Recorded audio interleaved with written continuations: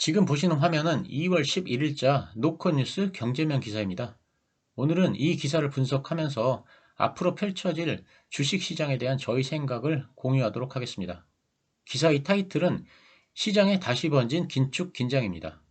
이 기사는 미국의 고용 호조에 물가 상승을 우려한다면서 연준의 긴축 기조 연장 전망에 무게를 두고 있다고 하였습니다.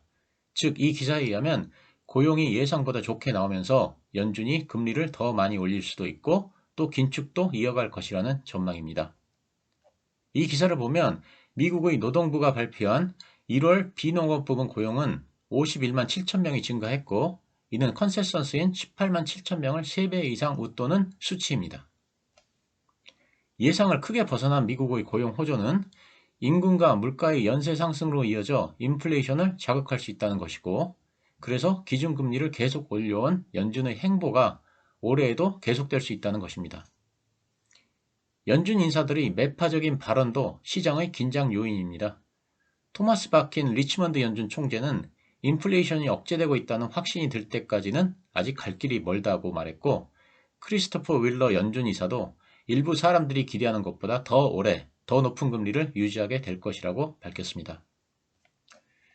증권가에서는 14일 발표되는 1월 CPI가 높게 나올 경우 긴축 기조를 둘러싼 시장의 긴장은 심화될 수 있다고 보고 있습니다. 즉, 1월 CPI가 굉장히 중요한 변수라는 것입니다. 만약 1월 CPI가 높게 나오면 연준은 금리를 더 올릴 것이고, 그러면 시장은 상승을 멈추고 하락할 것이라는 전망입니다. 전규현 하나증권연구원은 미국 고용시장이 예상보다 타이트한 국면을 지속하면서 인플레에 대한 경기감이 높아지고 있다고 말했습니다. 그러면서 1월 CPI 향방에 따라 시장 분위기가 바뀔 수 있어 주의 깊게 볼 필요가 있다고 조언합니다. 이것이 노컷뉴스의 경제면 기사를 요약한 것이고, 굳이 노컷뉴스뿐 아니라 대다수 뉴스에서도 비슷한 분석을 하고 있습니다. 하지만 제 생각은 좀 다릅니다. 이 기사에 대한 제 생각을 간단히 말씀드리겠습니다.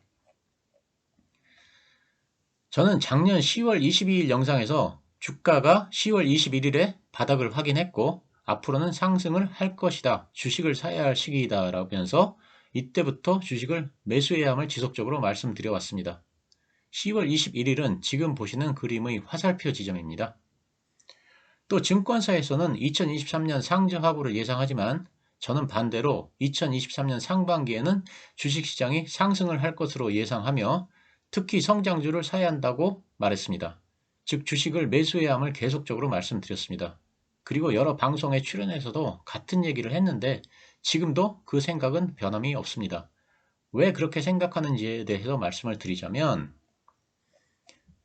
우선 고용에 대해 말씀을 드리겠습니다. 비농업 부문 고용이 51만 7천 명이 증가했다고 하는데 제가 이 숫자에는 트릭이 숨어 있다는 말씀을 드렸습니다. 이와 관련해서 제가 필라델피아 연준의 자료를 가지고 설명을 했던 적이 있는데 다시 한번 간단히 말씀을 드리겠습니다. 지금 보시는 자료는 필라델피아 연준에서 작년 12월에 발표한 자료입니다.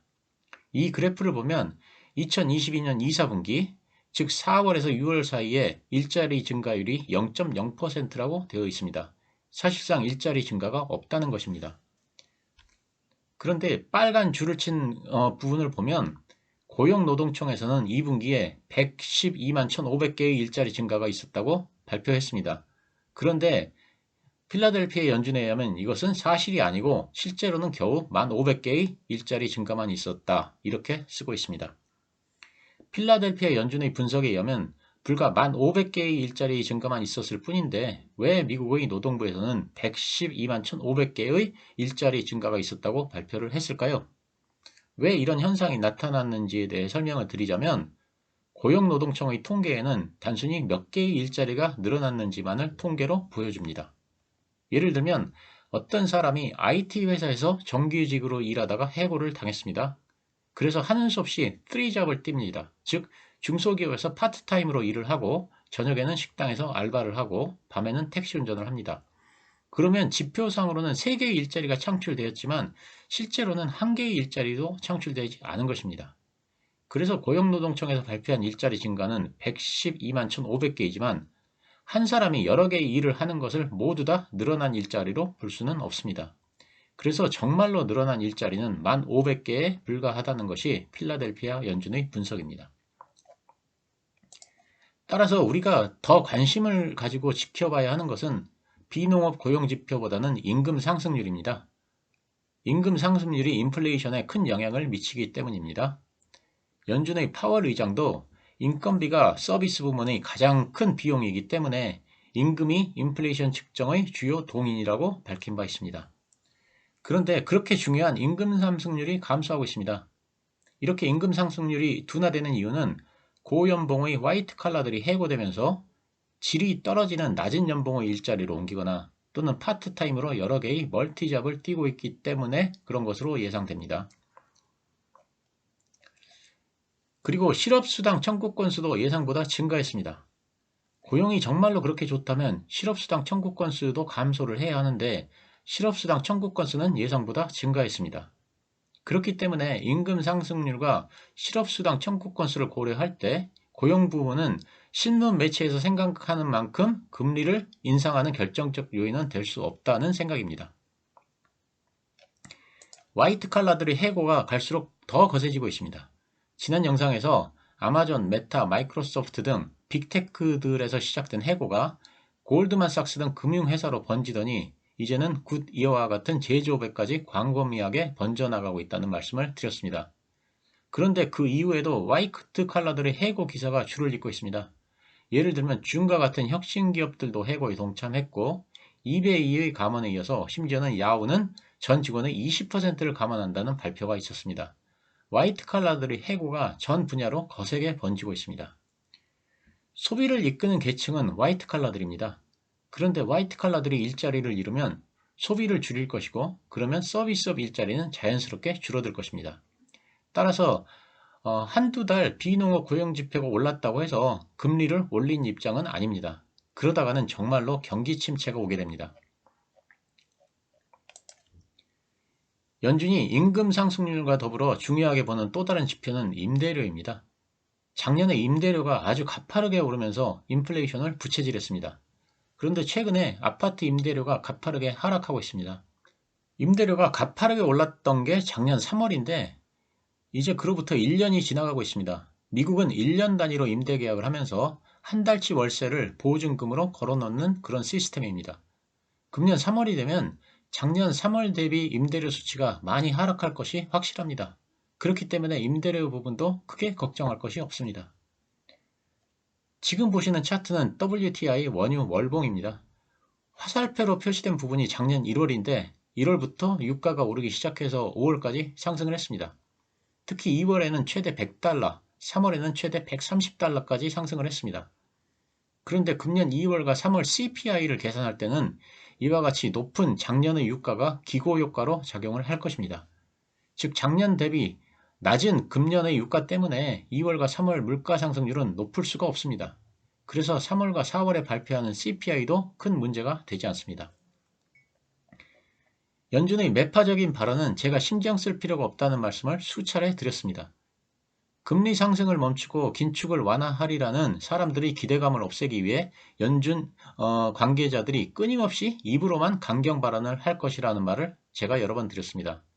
그래서 연준 인사들의 강경 발언 때문에 시장이 흔들려도 너무 신경 쓰지 말자는 말씀을 계속 드렸고 이번 연준 인사들의 강경 발언도 그 범주에 있다고 생각합니다. 단 상승하는 유가는 가장 신경이 쓰이는 부분입니다. 유가가 상승을 하면 인플레가 진정되는 데 걸림돌이 될 수가 있습니다. 저는 2023년 유가가 어디로 튈지 오리무중이라는 말씀을 드리면서 상승 쪽에 더 큰 무게를 둬서 말씀을 드린 적이 있습니다. 이유를 간단히 말씀드리자면 금년 유가 하락의 요인으로는 경기 침체에 의한 원유 수요의 감소를 들 수 있습니다만 경기 침체는 선진국에서나 그렇다는 것입니다. 중국을 비롯한 신흥국에서는 코로나로 억눌렸던 수요가 늘어서 까닥하다가는 뚝이 터진 듯 컨트롤이 되지 않을 만큼 원유 수요가 늘어날 가능성이 있습니다. 그래서 2023년 원유 가격은 예측 불가라는 말씀을 드린 바 있습니다. 마침 러시아가 하루 50만 배럴의 감산을 발표하면서 원유 가격이 지난주에 많이 올랐습니다. 유가가 좀 신경 쓰이는 부분입니다. 자, 결론입니다. 제 생각을 정리하자면 첫째, 파월 의장이 가장 주의 깊게 보고 있는 통계가 임금 상승률과 임대료입니다. 그런데 이 두 지표가 급격하게 하락하고 있습니다. 즉, 임금 상승률은 낮아졌고 임대료는 하락하고 있습니다. 금리를 높게 가져갈 이유가 없습니다. 둘째, 전년 대비 유가가 하락하고 있습니다. 특히 작년 2월부터 유가가 급격하게 올랐는데 이것이 기고효과로 작용해서 금년 3월과 4월에 발표하는 CPI는 급격히 하락할 가능성이 큽니다. CPI가 하락할 것이 뻔한데 금리를 높게 가져갈 이유는 없습니다. 파월은 향후 데이터를 보고 결정을 하겠다는 말을 합니다. 즉, 임금 상승률이나 임대료, CPI 등을 보고 향후 금리를 결정하겠다는 것입니다. 저는 이 말이 금리를 동결하거나 또는 하반기에 금리를 인하하겠다는 구실이라는 생각을 합니다. 앞에서 말했듯이 임금 상승률은 둔화되고 실업은 늘었고 임대료는 떨어지고 향후 CPI는 낮아질 것입니다. 그러면 이런 데이터에 따라 금리를 동결하거나 향후 내린다고 핑계를 대기 쉽기 때문입니다. 제 개인적인 생각입니다만 저는 3월에 만약 금리를 0.25% 올리면 그것으로 끝이라고 생각합니다. 더 이상 금리 인상은 없을 뿐더러 연말쯤에는 금리를 내릴 것이라고 생각합니다. 그래서 만약에 2월 14일에 발표하는 CPI가 만약에라도 높게 나와서 주식시장이 크게 출렁인다면 저는 매수의 기회로 생각하는 것이 맞다는 그런 의견입니다. 한편 지켜보도록 하겠습니다. 마지막으로 챗 GPT가 불러일으킨 AI의 바람은 쉽게 사그라들지 않을 것으로 보입니다. 상당 기간 AI가 주도주로 시장을 이끌 가능성이 있다고 생각합니다. 그래서 AI 관련주에 지속적 관심을 가져야 합니다. 물론 제 개인적인 생각이니 참조만 하시기 바랍니다. 감사합니다.